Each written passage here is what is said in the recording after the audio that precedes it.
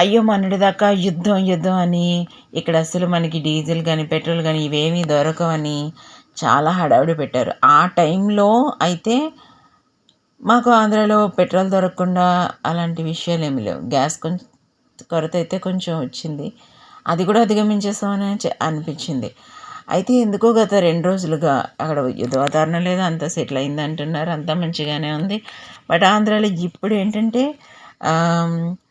Petrol కోసం బారులు తీరుతున్నారు జనాలు. ఇంతకీ విషయం ఏంట్రా నాయనా, మనకి పెట్రోల్ ఆగిపోయిందా ఏంటి అట్లా అనుకుంటే, ఇంతకీ విషయం ఏంటంటే ఈ బంక్ ఓనర్స్ అందరూ కూడా పెట్రోల్ విషయంలో ఏదో రోజు బాంబు పేలుస్తారని అంటున్నాం. ఇందాక నేను ఈవినింగ్ వెళ్తున్నప్పుడు చూసిన వీడియో అది.